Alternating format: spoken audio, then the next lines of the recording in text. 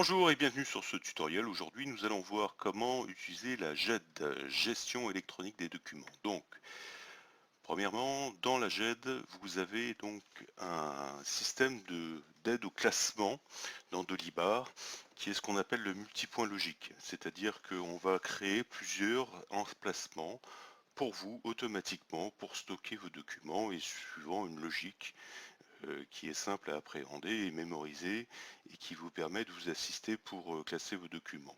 Je vais faire un parallèle avec le stockage classique qu'on retrouve je dirais dans les entreprises ou dans une arborescence Windows sur des postes locaux ou en réseau.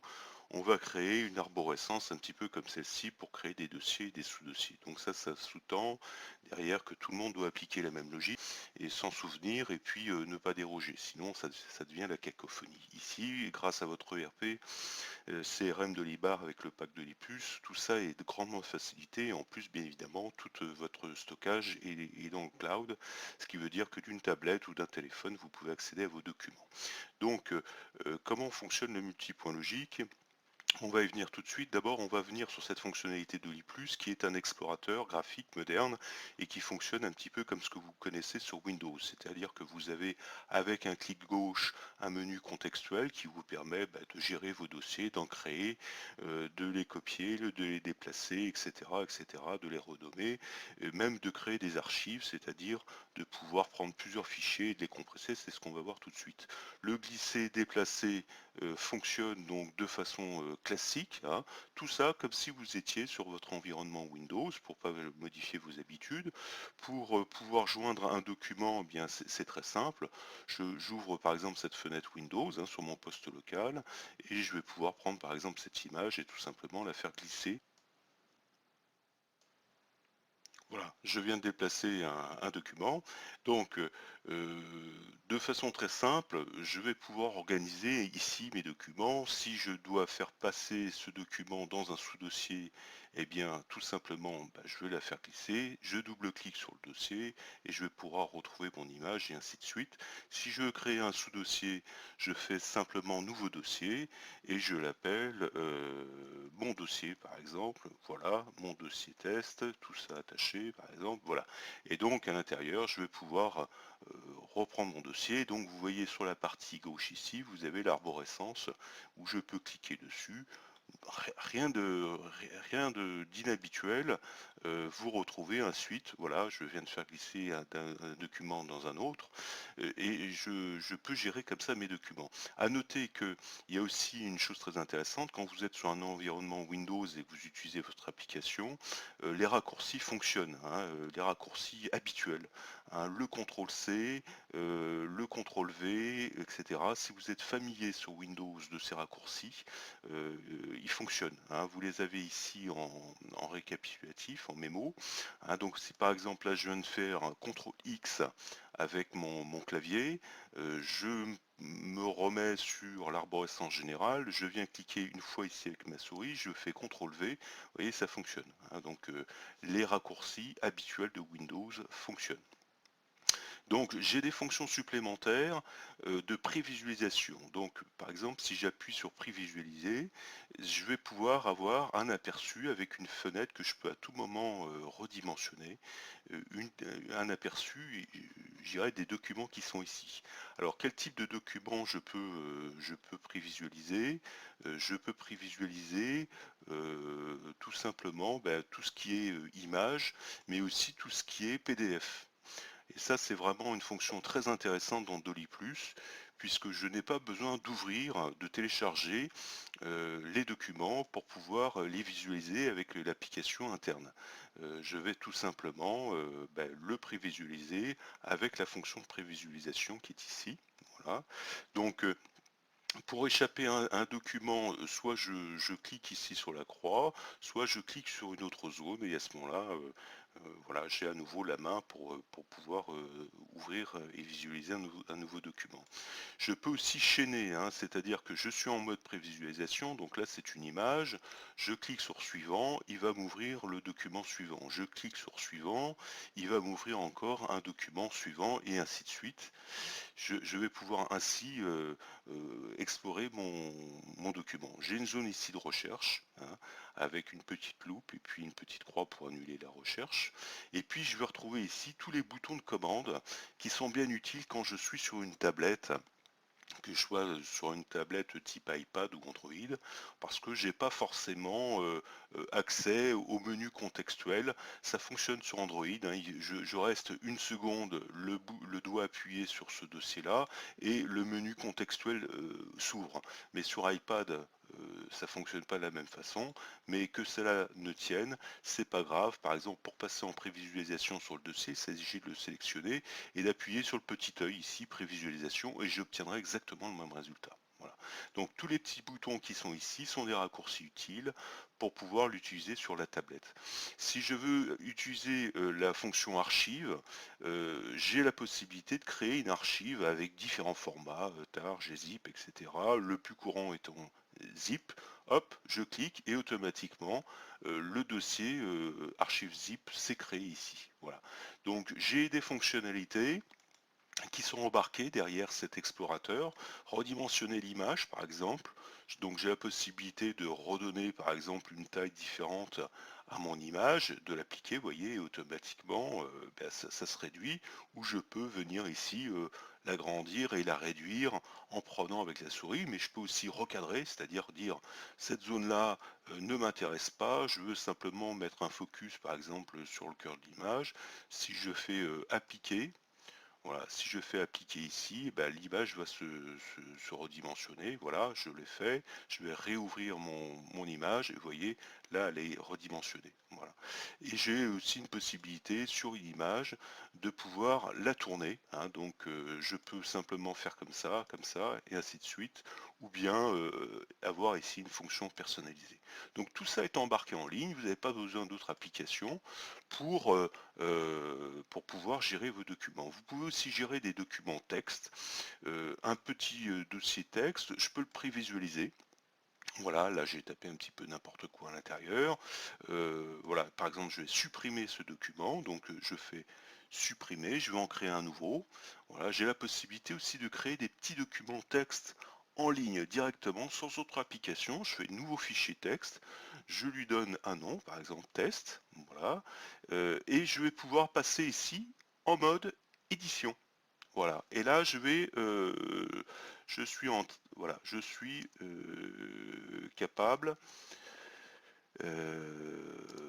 d'écrire, voilà, par exemple, un petit message. Je sauve, voilà, je passe en mode prévisualisation et vous voyez, je suis capable d'écrire. Donc ça, c'est aussi une fonction embarquée. Ça fonctionne pareil sur une tablette, sur un PC, sur un Macintosh. J'ai pas besoin d'autre application pour écrire un petit fichier texte. Ça peut être utile des fois pour consigner une information vite fait. Je peux ensuite associer à tout ça, bien évidemment, envoyer des documents. Je rappelle pour les non-utilisateurs de la solution que je vais par exemple ouvrir un tiers. Tout ce que je viens mettre là, je vais pouvoir l'envoyer par un mail par exemple, hein. Donc envoyer un mail à partir de la fiche tiers, cliquez ici pour ajouter un document, et là vous retrouvez vos points logiques. Par exemple ici la GED, hein, qui correspond au menu du haut. Je vais retrouver mon petit fichier texte que je peux à nouveau prévisualiser avant de l'envoyer. Voilà, et je double-clique dessus, je confirme. Je n'ai plus qu'à choisir mon destinataire et envoyer le mail. Voilà. Donc là je vais pas l'envoyer pour la démo. On peut faire la même chose si vous avez l'option fax qui est activée. Vous choisissez l'option fax, vous allez ici sélectionner le document à envoyer par fax, par exemple cette proposition, confirmer, sélectionner le numéro de votre destinataire, l'ajouter et envoyer le fax, tout simplement. Et autre démonstration, si on se trouve dans le webmail, vous pouvez encore accéder à votre documentation. Je fais par exemple composer un nouveau message. Voilà, je peux accéder ici à ma GED par ce bouton. Je retrouve mes points logiques. Je vais aller choisir encore toujours le même fichier ou éventuellement un PDF. Voilà. Et tout simplement, il vient se mettre ici en pièce jointe. Voilà, nous allons aborder maintenant le principe des multipoints logiques. Alors, multipoints logiques, qu'est-ce que c'est? J'ai la possibilité donc de classer des documents dans de multiples endroits et votre logiciel va vous aider pour ça. Je vais prendre un exemple. Si je me retrouve dans une fiche produit, pour voir la photo qui est ici, je vais tout simplement dans l'onglet GED et je vais pouvoir retrouver un dossier qui se crée lui automatiquement qui s'appelle photo et dans lequel je vais retrouver la photo. Donc par exemple ici je vais pouvoir déposer dans ce dossier-là de multiples photos. Voilà, je vais en prendre une autre par exemple. Alors soit de façon unitaire, soit je vais pouvoir prendre un dossier complet et venir le déposer. Voilà, donc si j'ouvre le dossier test, je vais retrouver plusieurs photos à l'intérieur, hein.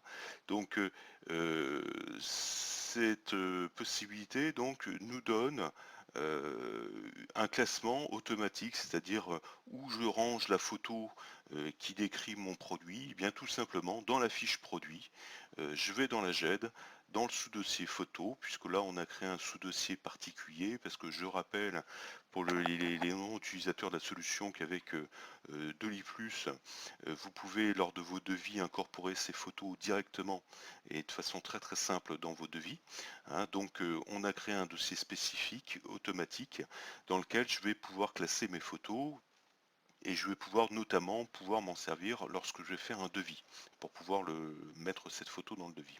Donc là je suis dans la fiche produit, je suis dans le produit A de référence, il a créé donc ici ce dossier-là est exclusivement dédié au classement du produit A. Et je vais retrouver ici en accès d'autres multipoints logiques qui sont donc le dossier GED. Quand il est ici sur le dossier gauche, sur la colonne gauche, il s'agit du dossier général. Il s'agit également de retrouver le dossier scan. Le dossier scan, je vous rappelle que pour les utilisateurs des sessions de Libar de Li+, vous avez un FTP qui vous est associé à ce dossier. Alors qu'est-ce que c'est que ce langage-là, FTP? C'est simplement la possibilité de connecter votre scanner si il a un accès donc sur l'extérieur, sur le réseau extérieur, avec des coordonnées qu'on vous donne pour pouvoir directement scanner des documents et les retrouver ici. Voilà, tout simplement, hein. Je scanne et je retrouve dans mon application, dans le cloud, directement, euh, directement mon dossier scanné. Ce qui me permet ensuite de le prendre, par exemple comme celui-ci, et de venir le déposer lui aussi dans mon produit, tout simplement, hein. Et ça aurait pu être aussi non seulement une photo, mais un document, par exemple une documentation commerciale de mon fournisseur, ou une- un scan, n'importe quoi, je pourrais venir le stocker de façon logique ici. Donc voilà, je vais venir stocker dans la fiche, dans le dossier GED de mon produit ici, produit A, tous les documents afférents, donc les documentations techniques, etc., etc. Et j'ai toujours la possibilité de créer des nouveaux dossiers, des sous-dossiers, etc. et d'organiser ensuite au sein de ce sous-espace toute ma documentation de façon conventionnelle. Je peux aussi visualiser les documents en vignette ou je peux les visualiser en mode liste comme ça, avec d'autres informations de tri, et y compris avoir des possibilités de trier par nom, par date, etc. Ça, c'est ce que vous offre aussi votre explorateur avec une zone de recherche. Donc ici, je vais passer maintenant dans une fiche tiers. Donc là, en l'occurrence, il s'agit d'un client. Eh bien, je vais retrouver le dossier GED. Et ce dossier GED va correspondre ici, sur ce dossier tiers, à un espace dédié pour mon tiers, par exemple, qui s'appelle Azure Bleu Provence. Voilà. Tout ce que je vais stocker ici dans ce dossier-là va correspondre uniquement à ce tiers, pas un autre, uniquement celui-là. C'est ça le multipoint logique. Et pourquoi le logique? Parce que bah, tout simplement, je vais venir de façon logique stocker tous les documents qui sont afférents à un tiers. Alors, vous imaginez, vous avez besoin de retrouver un document dans 6 mois, dans un an. Qu'est-ce que j'ai fait de ce document? Par exemple, le cabis, j'ai demandé le cabis de mon tiers pour ouvrir un dossier, par exemple, d'ouverture de compte. Eh bien, j'aurais créé, par exemple, un sous-dossier que je vais appeler, par exemple, ouverture de compte. Et dans ce dossier ouverture de compte, je vais pouvoir, alors par exemple, là, j'ai fait une petite faute de frappe, donc on va regarder ça, c'est didactique, voilà, je suis capable de corriger. Et je vais pouvoir mettre ici, par exemple, eh bien, le scan, par exemple, qui pourrait être celui-là, on va prendre un exemple, voilà, qui pourrait être le scan correspondant au cabis, par exemple, hein. Donc, ça, c'est très bien parce que dans 6 mois, dans un an, par exemple, je quitte mon application, cet onglet, je vais taper ici dans mon moteur de recherche Azure, je vais avoir mon client qui remonte et tout de suite, je vais pouvoir aller dans la GED et retrouver mon dossier, ouverture de compte et éventuellement avec le cabis ou d'autres documents qui seront déposés ici.